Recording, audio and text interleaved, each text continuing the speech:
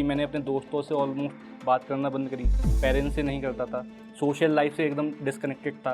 और मैंने फिजिक्स में सारे सी भरे हुए थे। वो ओएमआर भी मुझे एग्जामिनर को हैंडल करने में बहुत एम्बेरसिंग फील हो रहा था। इतनी मेहनत करने के बावजूद भी मेरा पूरा एग्जाम खराब हो गया, सिर्फ और सिर्फ एंजाइटी और प्रेशर की वजह से। जिस दिन मैं कोटा इटावा एक्सप्रेस से कोटा जा रहा था, उसी दिन मैंने डिसाइड किया था कि मैं तब तक घर नहीं लौटूंगा जब तक मेरा सिलेक्शन नहीं हो जाता। नमस्कार, मेरा नाम है अतुल श्रीवास्तव। मैं मध्य प्रदेश के दतिया ज़िले का निवासी हूँ। मेरे पिताजी एक किसान हैं और हम एक लोअर मिडिल क्लास फैमिली से बिलोंग करते हैं। मेरा जन्म गांव में हुआ है, मेरी अर्ली एजुकेशन भी गांव में ही हुई है। उसके बाद मैं आपसे शेयर करना चाहूँगा अपनी स्टोरी कि मैंने नीट कैसे क्रैक किया, क्या प्रॉब्लम्स आई इस जर्नी में, और कैसे मैं 649 स्कोर किया out of 720 in NEET 2023 after 2 successive failures. तो मेरी जर्नी होती है कक्षा 10वीं से, जहाँ पर मैं और मेरे भाई एक हॉस्पिटल में गए हुए थे अपने मौसा जी को देखने। वहाँ पे हम लोगों ने उनसे बात करी और वहाँ से मुझे इंस्पिरेशन मिली।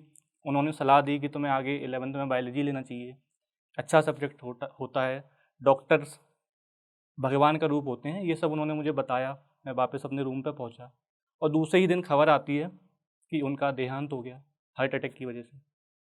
मेरे लिए बहुत शॉकिंग न्यूज़ थी वो, और मुझे नहीं पता था कि कैसे उससे डील करना है। फाइनली मैंने सोचा उसी दिन कि अब मुझे कुछ करना है मेडिकल फील्ड में, क्योंकि एक ऐसा इंसान जिसके मैं बहुत करीब था, मैंने उन्हें लूज़ कर दिया था। I lost him for no reason.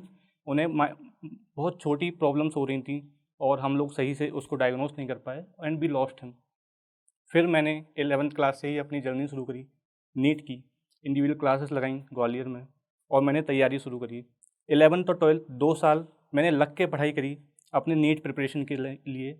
मैं रेगुलर क्लासेस जाता था, घर पे आता था। मैं और मेरे भैया दोनों ही ग्वालियर में रेंट पे रहते थे, रूम में। तो ऐसा चला मेरा। अब कहते हैं ना कि जब कोई नीट का बच्चा बिलो एवरेज जिसने शुरू करी तैयारी, उसके लिए बहुत मुश्किल हो जाता है कि तीनों सब्जेक्ट को साथ में बैलेंस करना। मेरा भी सेम था, फिजिक्स मेरी वीक रह गई, केमिस्ट्री और बायोलॉजी पे ही मैं फोकस कर पाया। जब मैंने पहली बार नीट का अटैम्प्ट दिया 2021 में, तो मुझे पता ही नहीं था कि टाइम कैसे मैनेज करना होता है नीट के थ्रू, एग्ज़ाम को प्रेशर कैसे हैंडल करना होता है, ये सब मुझे नहीं पता था, कोई गाइडेंस भी नहीं था। और चूँकि मैं पहला हूँ जो नीट प्रिपरेशन कर रहा है मेरे ख़ानदान से, तो मुझे कुछ भी पता नहीं था। मैं एग्ज़ाम सेंटर पहुँचा, मैंने एग्ज़ाम दिया और मुझे पता ही नहीं चला कब टाइम ख़त्म हो गया पूरा। मतलब 15 मिनट रह गए थे और मैंने फिजिक्स में सारे सी भरे हुए थे। वो ओएमआर भी मुझे एग्ज़ामिनर को हैंडल करने में बहुत एम्बेरसिंग फील हो रहा था। घर पे आया, मुझे पता था कि मेरा सिलेक्शन नहीं होना है, क्योंकि उतनी मेहनत मैंने पोटेंट नहीं कर पाई थी जितनी इस एग्ज़ाम को चाहिए रहती है। घर पे आया, 5-10 दिन का मैंने गैप दिया, फैमिली से डिस्कस किया और मैंने सोचा कि अब मुझे कोटा जाना चाहिए। मैंने पेरेंट्स से अपने से बात करी इस मामले में। उन्होंने, चूँकि हम लोग एक नॉर्मल फैमिली से बिलोंग करते हैं, तो उन्होंने कोई लोन्स वगैरह लिए और फिर मेरी कोटा की जर्नी शुरू होती है। मैं कोटा गया, एलन इंस्टीट्यूट में मैंने एडमिशन लिया और वहाँ से कोटा में पहुँच के एक डिस्ट्रैक्टिव माहौल में, मतलब मुझे बहुत डिस्टर्बेंसेस होती थी वहाँ पे। शुरुआत में मैं एडप्ट नहीं कर पाया उस माहौल को, लेकिन सबसे बंद कट कर मैंने पढ़ाई शुरू करी अपनी कोटा में, एलन करियर का यूज़ करके, उनका इस्तेमाल करके।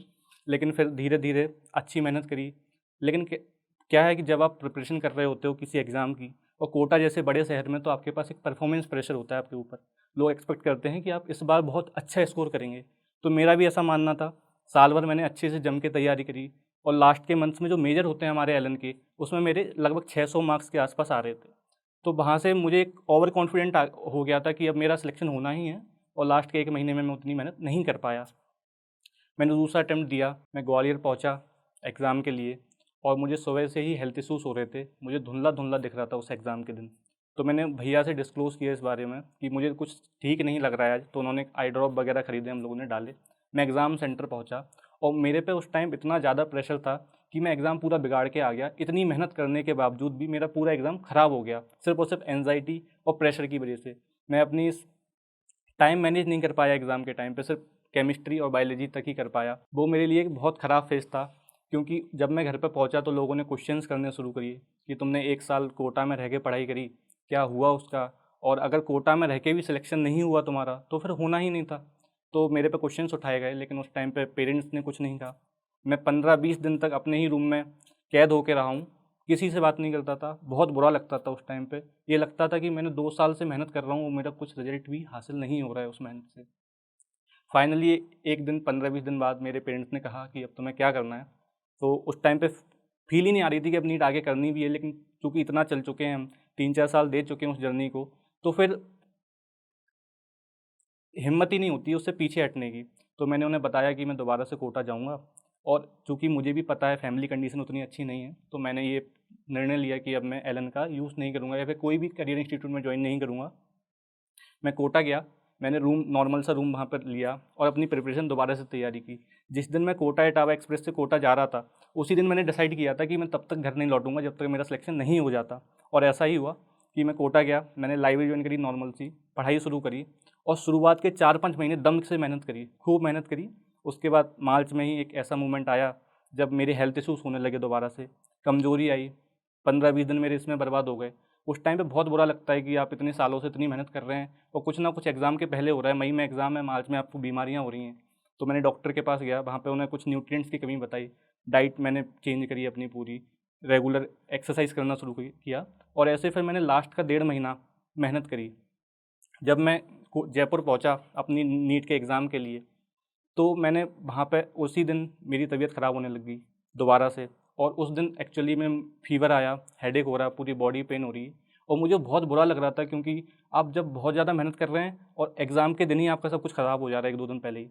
तो ये सब हुआ, मैंने सरेंडर कर दिया खुद को, अब जो होगा देखा जाएगा, क्योंकि आप बहुत ज़्यादा मेहनत कर चुके हैं तब भी कुछ नहीं होगा तो फिर कोई उसकी वैल्यू नहीं है। तो फिर मैंने सरेंडर किया और मैं अगले दिन ही एग्ज़ाम देने पहुँचा।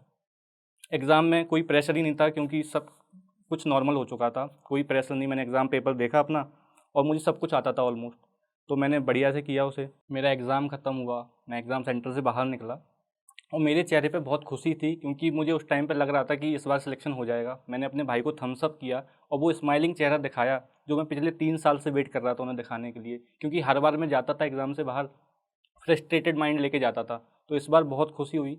हम लोग जब जयपुर से कोटा जा रहे थे, तो बस में ही मैंने आंसर की मिलाई अपनी, और एलन की आंसर की कई मिलाया उससे, और मुझे पता लग गया मेरे 650 के आसपास बन रहे हैं। उस टाइम पे मैंने एग्ज़ाम को साइड में रखा, और मैंने जो फ़ील किया आंख बंद करके, वो पिछले जहाँ से मेरी जर्नी शुरू हुई थी फ्रॉम द क्लास 10 से अभी तक की 4 साल की जर्नी, वो पूरा मेरे सामने फ्लैशबैक हो रहा था। तो वो बहुत इंस्पायरिंग था मेरे लिए और बहुत एनर्जाइजिंग था। वो फ़ील मैं आपको बता नहीं सकता शब्दों में, लेकिन बहुत बढ़िया थी। उसके बाद मैंने अपना लगेज वगैज पैक किया, मैं घर पे चला गया। उसके बाद मेरी लाइफ़ चेंज हो गई। जो लोग पहले मुझे कहते थे, ताना मारते थे तुमसे नहीं होगा, आज वही लोग मेरे सामने आते हैं, अपने बच्चों को लेके आते हैं, गाइडेंस के लिए पूछते हैं, जर्नी पूछते हैं। तो मैंने बहुत कुछ सीखा है अपनी इस कोटा लाइफ से। 2 साल मैं कोटा में रहा हूँ। पहला साल जब मैं कोटा से नफरत करने लग गया था, और दूसरा साल जब मुझे उसी शहर से प्यार हो गया। तो जब मुझे याद आता, जब मैं लाइब्रेरी जाता था अपने नीट के प्रिपरेशन के थ्रू इसी साल, तो मेरे से कुछ बच्चे, मेरे ही दोस्त जो कि इंस्टीट्यूट में जा रहे थे, तो मेरे से पूछते थे कि तुम्हारा सिलेबस कितना हो गया। मैं बताता था इतना इतना हो गया, और वो लोग मेरे से बोलते थे कि मेरा ख़त्म हो चुका है सिलेबस। तो मुझे उस टाइम पे फील होता था कि इसका ख़त्म हो गया और मुझे उतना आता ही नहीं है। लेकिन मुझे बाद में एहसास हुआ कि उसका ख़त्म हो गया, वो ये बता रहा है जो टीचर ने करवा दिया। एक्चुअली वो उसने रिवाइज़ नहीं किया, तो वो ख़त्म नहीं माना जाएगा। जब तक आप बहुत बार रिवीजन नहीं कर लोगे, आप पे परफेक्शन ना आ जाए उस चीज़ में, तब तक आप उसको ना माने कि ये मेरा हो चुका है। उसको तब तक रैप अप ना करें, करते रहें मेहनत। और नीट जो अभी पैटर्न चल रहा है, वो मांग रहा है रिगरस क्वेश्चन प्रैक्टिस। तो आपको बहुत ज़्यादा क्वेश्चन प्रैक्टिस करने की ज़रूरत है। बायोलॉजी के long form of questions try कीजिए, अलग अलग क्वेश्चंस की डाइवर्सिटी ट्राई कीजिए, और मेनली एनसीईआरटी बेस्ड क्वेश्चंस ही कीजिए। इसी साल ड्यूरिंग माय प्रिपरेशन मैंने बहुत सारी डिफ़िकल्टीज़ फेस करी। जब आप एक ही रूम में लाइब्रेरी जा रहे हैं, रूम पे आ रहे हैं, मेहनत कर रहे हैं, और आप पे कुछ भी हासिल नहीं हो रहा है, आपके दोस्त आपको बता रहे हैं कि उनके इतने अच्छे मार्क्स आ रहे हैं, इतने अच्छे आ रहे हैं, लेकिन आप बता नहीं पा रहे हैं, क्योंकि आपको पता है मार्क्स अच्छे आने से भी नीट में मेरा सिलेक्शन होगा नहीं होगा ये डिसाइड ही नहीं होता है। लेकिन मेहनत करना ही हमारे हाथ में होता है। तो मुझे उस टाइम पे बहुत ख़राब फीलिंग आती थी कि मैंने अपने दोस्तों से ऑलमोस्ट बात करना बंद करी, पेरेंट्स से नहीं करता था, सोशल लाइफ से एकदम डिस्कनेक्टेड था, अपने ही रूम में रहता था, और बहुत ख़राब फीलिंग होती है, लोनलीनेस वाली फील आती है। ये सबको ही आती है। अगर ये आपके साथ हो रहा है ड्यूरिंग प्रिपरेशन, तो इट्स नॉर्मल, बहुत आम बात है, सबके साथ ही होती है। लेकिन इसके बाद जब नीट क्वालिफाई कर लेंगे, तो आपको यही सब चीज़ें जो आज आप फेस कर रहे हैं, इनकी आपको वैल्यू पता लगेगी कि बहुत इंपॉर्टेंट है। क्योंकि आपको सिर्फ और सिर्फ ये एमबीबीएस सीट नहीं दिलाती है, लाइफ के लिए तैयार करती है, आप में कॉन्फिडेंस लेवल बूस्टअप करती है। मेरे में भी नीट की हेल्प से ही, और अगर नीट मेरा हुआ है, तो उससे मेरा कॉन्फिडेंस लेवल बूस्टअप हो गया है। अब लगता है कि हाँ, मैं कुछ कर सकता हूँ। पहले ऐसा नहीं लगता था, पहले हम क्या है, सबसे कंपेयर करते रहते हैं। अब हम क्या है, खुद से ही कंपेयर करते हैं खुद को, जब आपका सिलेक्शन हो जाता है तब, कि हमें कुछ अच्छा करना है, कुछ जहाँ से हमने जर्नी शुरू करी है, जिस गांव से या जिस छोटे शहर से हम बिलोंग करते हैं, वहाँ से कुछ अच्छे लेवल तक हमें खुद को लेके जाना है। तो मैं नीट 24-25 वाले स्टूडेंट जो प्रिपेयर कर रहे हैं अभी से, उन्हें ऑल द बेस्ट कहना चाहूँगा, और मैं चाहूँगा आप खूब मेहनत करें, अपने सपने को साकार करें। मैं धन्यवाद करता हूँ जोश टॉक नीट का, जिन्होंने मुझे लायक समझा कि मैं इस मंच पे आऊँ और इन एस्पिरेंट्स को इंस्पायर कर सकूँ, ताकि वो इस इंस्पिरेशन का यूज़ करके अपना गोल अचीव कर पाएँ। और जब मैं किसी कॉलेज में अगले साल बैठा हूँगा, तो मैं आप ही में से किसी एक की स्टोरी देख रहा हूँगा, जो कि मेरे लिए बहुत इंस्पायरिंग होगी और मोटिवेटिंग होगी। धन्यवाद।